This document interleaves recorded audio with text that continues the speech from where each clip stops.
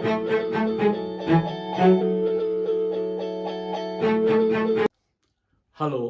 मैं हूं Ajit Kumar Jha, power Pixar channel का संपादक। और आज मैं आपके साथ डिस्कस करना चाह रहा हूं एक बहुत ही इम्पोर्टेंट पॉलिटिकल इशू जो एक बैग दोबारा फिर से जग गया है, और वो है किसान आंदोलन। ये किसान आंदोलन आप लोग टेलीविजन में देख रहे होंगे, और जो है आप पहले भी देख चुके हैं। ये 2020 अक्टूबर से, या उसके भी थोड़ा पहले, पर 2020 अक्टूबर से ये किसान आंदोलन ऐसा भड़का, चारों तरफ से दिल्ली को किसान घेर लिए थे।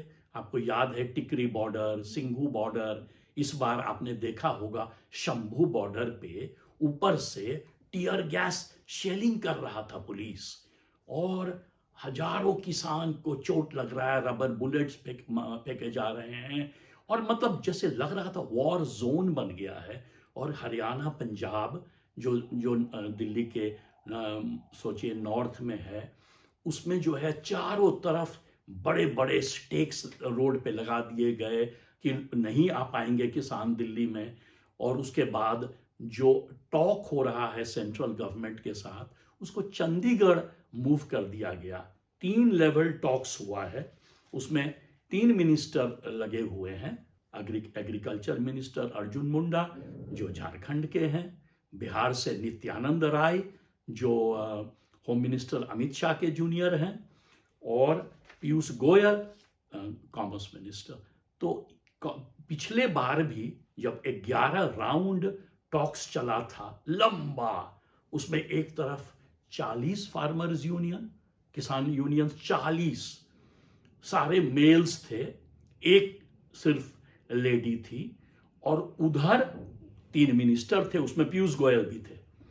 तो खेद का बात है कि वो 13 महीना तक चला, 2020 से 2021 अक्टूबर से लेके, और समझिए कि नवंबर 2021 तक।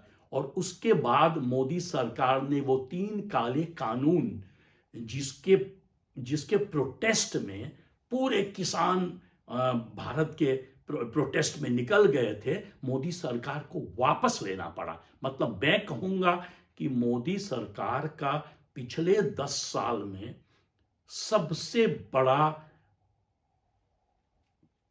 जो कहते हैं एक पैर पीछे लेना, पीछे हट जाना, सबसे बड़ा पॉलिटिकल डिबैकल हुआ था 2021 में। इन्होंने फोर्स कर दिया था ये 40 फार्म यूनियंस और हजारों लाखों किसान पूरे देश भर के, ये तीनों काले कानून को वापस लो। पर आज मैं उसके बारे में बात नहीं करना चाहता, उसके बारे में हम लोग अगले वीडियो में लंबा चर्चा करेंगे। आज के वीडियो में मैं ये कहना चाह रहा हूं कि अभी लोकसभा चुनाव को करीब 2 महीना बाकी है, और एक बैग दोबारा जो है फार्म यूनियंस, किसान यूनियंस फिर से प्रोटेस्ट में लग गए हैं। और आयरनी देखिए, दुख की बात है, अभी जो है MS स्वामीनाथन, जो भारत के और विश्व के मैं कहूंगा सबसे बड़े एग्रीकल्चर साइंटिस्ट, उनको मोदी गवर्नमेंट ने इतना बड़ा अवार्ड दिया, और आज उन्हीं का फॉर्मूला को लेकर ये पूरा झगड़ा चल रहा है कि क्या मांग रहे हैं फार्म यूनियंस ने चार्टर ऑफ डिमांड्स दिया है, और उसमें सबसे बड़ा जो डिमांड है वो है MSP, मिनिमम सपोर्ट प्राइस, जिसको हिंदी में कहते हैं न्यूनतम समर्थन मूल्य। और ये क्या है ये MSP, और क्यों जायज है, क्यों ये उनका राइट है। और मैं कहूंगा ये सिर्फ मोदी सरकार का 10 साल का फेलियर ही नहीं है, मैं कहूंगा जब से इंडिया इंडिपेंडेंट हुआ 1965, 66, 67, उस समय भारत में एक भयानक ड्राउट आया था और उसको कुछ लोग फैमिन कहते हैं। हालांकि फैमिन वो था नहीं, बट कुछ फेमस जो एनालिस्ट हैं, जो जो जो स्टडी करते हैं एग्रीकल्चर का, वो कहते हैं भारत का सबसे बड़ा एक तरह का छोटा छोटा फैमिन या सबसे बड़ा एग्रीकल्चरल सेटबैक लगा था भारत को। 3 साल बारिश नहीं हुआ था। उस समय ग्रीन रेवोल्यूशन लाया गया था, हरित क्रांति। उस समय ये एमएसपी भारत में लगाया गया, मिनिमम सपोर्ट प्राइस। और इसका एक मैं बैकग्राउंड आपको देता हूं छोटा सा। सेकेंड वर्ल्ड वॉर के बाद अमेरिका में जब फ्रैंकलिन डी रूजवेल्ट वहां के राष्ट्रपति थे, तो उन्होंने एक न्यू डील लाया, क्योंकि सेकेंड वर्ल्ड वॉर और उसके पहले ग्लोबल रिसेशन हुआ था, पूरा यूरोप और अमेरिका बिल्कुल फेल कर गया था। तो उन्होंने एक न्यू डील दिया था, और उस न्यू डील में, जिसे हम आज मिनिमम सपोर्ट प्राइस कहते हैं, उसका बेसिक फाउंडेशन लगाया गया था। और वो बेसिकली सिंपल क्या है, what is minimum support price? वो होता है कि किसान जो सारा जिंदगी और 12 महीना खून पसीना लगा के अपना मेहनत लगा के करते हैं एग्रीकल्चर, और वो फेल कर जाता है। आपने सुना होगा बहुत बार, टमाटर का दाम 2 रुपए में बिक रहा है, अंगूर जो है वो फेंके जा रहे हैं रास्ता में, इतना कम दाम। होता क्या है कि जो किसान अपना लागत लगाता है एग्रीकल्चर में, उससे उसको मिलता नहीं है आउटपुट। मतलब सोचिए, इनपुट जो है वो आउटपुट से कई गुना ज्यादा हो जाता है, और किसान फेल कर जाता है, व्यापारियों से पैसा ले लेता है, बैंकों से पैसा ले लेता है, इंडेटेड हो जाता है, और अंत में सुसाइड कर लेता है। और आप जानते हैं कि भारत में हर साल हजारों किसान सुसाइड करते हैं। इसका NCRB, national crime records bureau का फिगर है। और सिस्टमैटिकली मैं आपको एक दूसरे वीडियो में ये बताऊंगा कि कितने फार्मर्स भारत में सुसाइड करते हैं।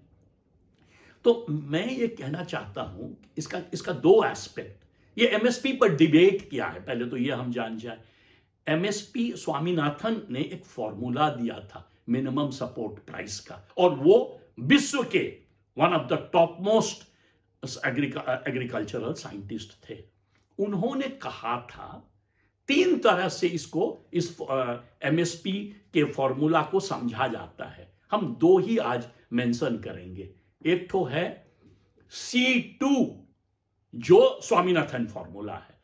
वो उनका कहना है कि जो टोटल कॉस्ट है उसमें 50% ऑल जोड़ दीजिए और वो किसान को दीजिए। पर उस टोटल कॉस्ट को किस तरह से एस्टिमेट करेंगे, या उन्होंने एक कॉम्प्लेक्स फॉर्मूला दिया। अब जो है सरकार क्या करती है कि एक प्रॉमिस करती है कि हम एमएसपी देंगे, पर हम A2+FL तरीके से देंगे। इसके विस्तृत चर्चा में मैं दोबारा एक वीडियो बनाऊंगा। बट वो जो है A2+FL किसान यूनियन नहीं मानते हैं। वो कहते हैं हमें मिनिमम सपोर्ट प्राइस चाहिए स्वामीनाथन फॉर्मूला से। और सरकार कहती है कि यदि हम C2+50 फॉर्मूला से देंगे तो इन्फ्लेशन हो जाएगा, हमारे पास बजट नहीं है। सच्चाई क्या है? सच्चाई है कि भारत में जो टोटल सब्सिडी है उसका सिर्फ 14-15% ही जाता है किसानों के पास, और बाकी कहां जाता है? वो जाता है बड़े इंडस्ट्रियलिस्ट के पास, Adani, Ambani, fertiliser lobby, seed lobby, फलना लॉबी, चिल्ला लॉबी। और इसमें आधा जो है, इसमें क्रूक्स बढ़े हुए हैं। इंश्योरेंस पॉलिसी जो मोदी सरकार ने लाया लास्ट 10 इयर्स में, मैसिव फेलियर है वो एग्रीकल्चर में। तो मैं आपको पहले गिना दूं कि ये क्या है 12 डिमांड जो किसान मांग रहे हैं। उनका पहला तो मैंने कहा कि मिनिमम सपोर्ट प्राइस का लीगल गारंटी होना चाहिए। मतलब मिनिमम सपोर्ट प्राइस को आप कानून बना दें, ताकि जब सरकार नहीं देगी तो फार्मर यूनियंस या मान लीजिए फार्मर कोर्ट जा सके और क्लेम कर सके कि ये मेरा फंडामेंटल राइट है और आपको देना पड़ेगा। और ये बड़ा इंपॉर्टेंट है, मुझे आपको बता दूं कि कांग्रेस पार्टी ने ऑलरेडी अपने इलेक्शन प्रॉमिस में ये प्रॉमिस किया है कि जब यदि वो सरकार में आएगा तो वो लीगल गारंटी एमएसपी का देगा। तो वो समझिए बाउंसर फेंक दिया है मोदी सरकार के सामने। अभी इंडिया गठबंधन धीरे धीरे टूट रहा था, नीतीश कुमार कूद के उधर चले गए, आरएलडी लीडर जयंत चौधरी कूद के एनडीए में चले गए, नीतीश कुमार भी एनडीए में चले गए, कांग्रेस के कुछ लीडर्स रिजाइन कर रहे थे, लग रहा था कि इंडिया गठबंधन वीक हो रहा है। पर मैं कहूंगा ये जो फार्म यूनियंस का साथ दिया है कांग्रेस, आप और बाकी इंडिया गठबंधन के घटक दल, इससे उन्हें नया ऑक्सीजन मिल गया है। और मोदी गवर्नमेंट को अंग्रेजी में कहेंगे कि they have been put on the mat, defence में आ गया है। और ये बड़ा सीरियस इशू है। यदि लोकसभा चुनाव तक ये चला और पूरे देश में स्प्रेड कर गया तो चुनाव का बाद पूरा इक्वेशन बदल सकता है पोटेंशियली। मैं कहूंगा कुछ लोग आपको मिलेंगे, एक्सपर्ट कह देंगे अरे पिछले बार भी हुआ पर असेंबली चुनाव में तो यूपी में भाजपा जीत गई। पर तब तक वो किसान आंदोलन टूट चुका था, वो 40 यूनियन बहुत सारे ग्रुप्स में अलग अलग हो गए थे। बट अब जो है दोबारा वो साथ आए हैं, उनके कुछ नए लीडर्स आए हैं जो मेन नेगोशिएटर हैं। और मैं आपको उनका नाम पहले बता दूं, वो पंजाब किसान संघर्ष कमेटी, जगजीत सिंह दल्लेवाल और सरवन सिंह पंधेर, ये दो जो हैं सबसे बड़े नेता हैं जो बात कर रहे हैं पीयूष गोयल, अर्जुन मुंडा और नित्यानंद राय से। और 3 राउंड टॉक हो चुका है, 3rd राउंड चंडीगढ़ में। और पहले जो थे वो बड़े बड़े जो लीडर थे इस ग्रुप के, उसमें उग्राहा, और मैं आपको 40 का नाम जब हम इसका इतिहास करेंगे तो सारा गिना दूंगा। उसमें भारतीय किसान उग्राहा सबसे बड़ा ग्रुप है, पंजाब से है। भारतीय किसान यूनियन डकोंडा, धनेर फैक्शन, वो भी बहुत इंपॉर्टेंट ग्रुप है। और इन्होंने 15 फरवरी को रेल रोको का ऐलान किया है। और ये रेल रोको जो है उसमें 37 फार्म यूनियंस एक साथ फिर से आ रहे हैं।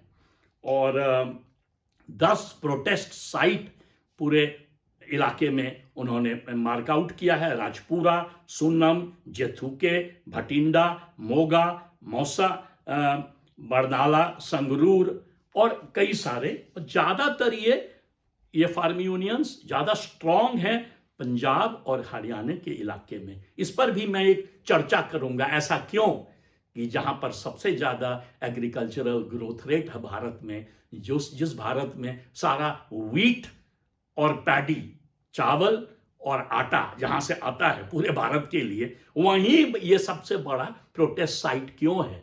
और जो गरीब बिहार है वहां ये फार्म यूनियंस क्यों नहीं पावरफुल है, इस पे चर्चा अगली बार मैं करूंगा। पर मैं आपको एक लिस्ट बता दूं कि इनका डिमांड्स क्या है। पहला मैंने कहा एमएसपी, दूसरा है कि जो फार्मर्स को डेट वेवर दिया जाए, फार्मर्स को, फार्म लेबरर्स को, जो ये जो पैसा लेते हैं बैंकों से या जो पैसा लेते हैं व्यापारियों से या सरकार से जो पैसा लेते हैं, उसको वेव कर दीजिए। ये भारत में पुराना है, हमेशा होता है, तो सरकार को इसमें मानने में कोई दिक्कत नहीं होना चाहिए। फिर वो कह रहे हैं 2013 का जो लैंड एक्विजिशन एक्ट है उसको रीइंट्रोड्यूस कीजिए। एक बहुत बड़ा इशू है, इस पर एक सेपरेट मैं बनाऊंगा वीडियो, क्योंकि जब मोदी जी का सरकार आया था तो उन्होंने इस पर एक दूसरा एक्ट करने की कोशिश किया था और उस पर भी बहुत बड़ा हंगामा चला था। और सबसे बड़ा हंगामा इतिहास जो निकटतम इतिहास में चला था 2020-2021 के पहले, वो था 2017 में फायरिंग हुआ था किसानों पर मध्य प्रदेश में। याद रखिएगा 2018 में जब चुनाव हुआ तो उसका यह असर हुआ था कि भारतीय जनता पार्टी तीनों राज्यों में हार गई थी, मध्य प्रदेश, राजस्थान और छत्तीसगढ़। और उस समय मैंने एक आर्टिकल लिखा था जो शायद इंडिया टुडे का सबसे पॉपुलर आर्टिकल था, नो कंट्री फॉर फार्मर्स, ये देश किसानों का नहीं है। रेटरिक क्या है? जय जवान जय किसान। और सच्चाई क्या है? सच्चाई यही है कि जो भारत का एग्रीकल्चरल सेक्टर है, जो 66% लोगों को, भारत के जनता को की जीविका है, जहां पर हाईएस्ट अमाउंट ऑफ एम्प्लॉयमेंट मिलता है, वो उससे जो है उस पर इतना कम इंपॉर्टेंस दिया जाता है। उसमें कोई सीनियर मिनिस्टर को नहीं बनाया जाता है एग्रीकल्चर मिनिस्टर, आज तक कभी नहीं। पहले एक जमाने में होता था, शरद पवार जी थे, उसके पहले इंदिरा गांधी, 2-3 बड़े फेमस, जगजीवन राम थे एग्रीकल्चर मिनिस्टर, हरिनाथ मिश्रा बिहार के हमारे गांव के वो थे, एक से एक top agriculture minister, Chaturanand Mishra थे एक जमाने में। पर अब जो है किसी को बना दिया जाता है एग्रीकल्चर मिनिस्टर। रूरल डेवलपमेंट मंत्री नरेंद्र सिंह तोमर को मोदी जी लाए और देखिए उनको वहां से हटा के मध्य प्रदेश में अभी जो चुनाव खत्म हुआ तो उनको एमपी लड़ा दिए और उनको बना दिए स्पीकर। तो ये सिग्निफिकेंस जो है ना एग्रीकल्चर का खत्म हो गया है। सरकार खाली इलेक्शन प्रॉमिसेस करती है, लंबी लंबी डिमांड, लंबा लंबा बात होता है। जब चुनाव आएगा, मोदी सरकार, पहले कांग्रेस सरकार भी करता था, बट अब मोदी सरकार और भी इसमें स्पेशलाइज कर गया है कि वो कहेगा कि हम फार्म्स के लिए ये करेंगे। 2016 में मोदी जी बरेली के स्पीच में उन्होंने कहा था, प्रॉमिस किया था कि हम फार्मर्स के इनकम को डबल कर देंगे। मैं कहूंगा कि डबल तो भूल जाइए मोदी जी, फार्मर्स का इनकम आधा हो गया है। क्यों आधा हुआ है?